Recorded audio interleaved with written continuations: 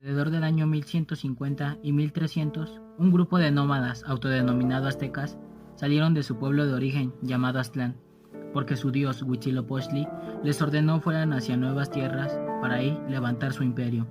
Más tarde, los aztecas llegaron al Valle de México y pasaron por varios pueblos, hasta que decidieron asentarse en territorio tapaneca, en Azcapotzalco, a quienes les sirvieron como mercenarios. Después de algún tiempo, en un islote ubicado en el lago de Texcoco, los aztecas encontraron un águila sobre un nopal devorando una serpiente, concluyendo que esa era la señal de su dios Huitzilopochtli.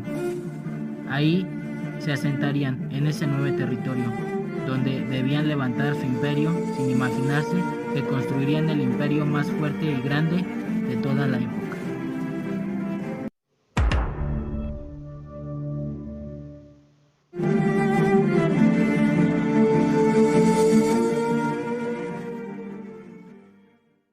Para poder entender mejor esto, debemos de saber qué significa Tenochtitlán. Antes de llamarse así, como conocemos, la ciudad se llamaba Cuaumixtitlán, que significa lugar del águila entre las nubes.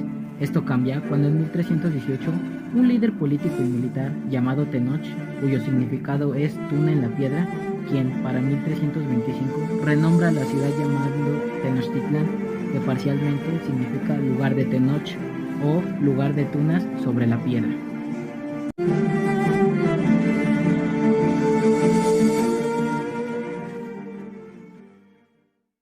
La ciudad de Tenochtitlán está situada en lo que hoy es la Ciudad de México, justo por debajo de todo el centro histórico.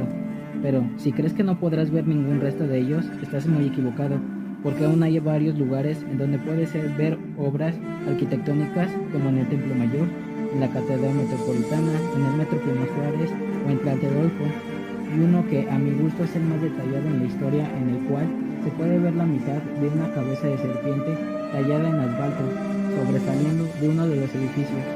Está ubicada entre las calles de Pino Suárez y República del Salvador.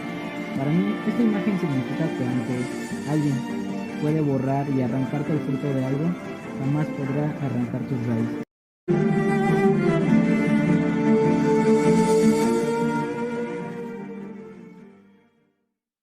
La guerra y la religión para los mexicas no tenía diferencia, ya que su principal dios, que era Huitzilopochtli, era el dios de la guerra, y para que él pudiera saciar su hambre, aparte de sacrificios humanos, necesitaba la sangre de guerreros que morían en guerra.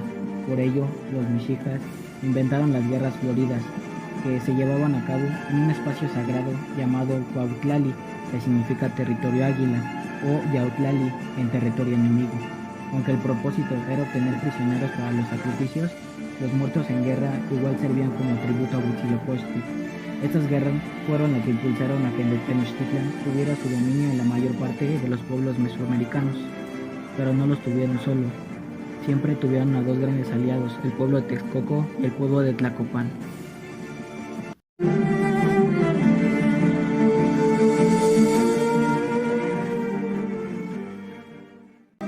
Siempre ha habido una discusión entre si se llaman aztecas o mexicas y cuál es la diferencia entre los dos, pero bueno, el verdadero nombre es los dos. Verán, cuando los nómadas venían de Aztlán, entonces se les llamaba aztecas, y cuando ya se establecieron en el islote de la Cuenca de México, ahora ya no eran aztecas, sino mexicas, por México, Tenochtitlán.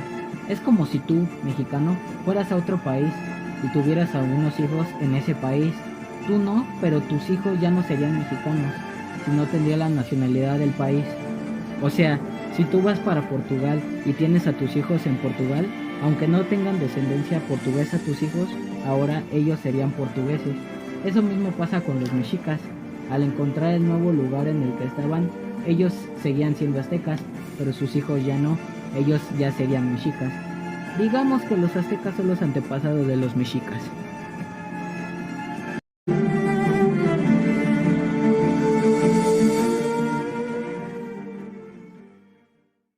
El imperio mexica fue bastante extenso en su poderío, dominando muchos territorios y estados como los que hoy conocemos, que son el estado de Guerrero, Veracruz, Estado de México, Puebla, Hidalgo, Oaxaca, Morelos y una pequeña parte de Chiapas, volviéndose en uno de los imperios más grandes de América y del mundo en ese entonces.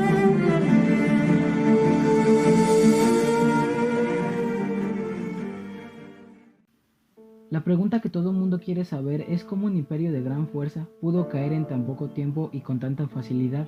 Bueno, empecemos con que Cortés cortó todos los fluidos de agua a Tenochtitlan, dejando a la ciudad sin una gota de agua para beber. Y tú te preguntarás, oye, pero si estaban asentados en un lago, ¿por qué no tomaban el agua del lago que estaba ahí? Y yo te voy a responder que el lago de Texcoco era un agua extremadamente salada y no era factible para el consumo humano. Después de eso, Cortés mandó ataques desde todas las calzadas que colindaban con la ciudad, además de ataques desde sus barcos a la ciudad, con un ejército de tan solo un puñado de españoles, caballos y de perros, pero con una fuerza militar de más de 10,000 tlaxcaltecas. El 13 de agosto de 1521, Cuauhtémoc, el último tlatoani mexica, decide rendirse ante los españoles, con el fin de evitar más sufrimiento.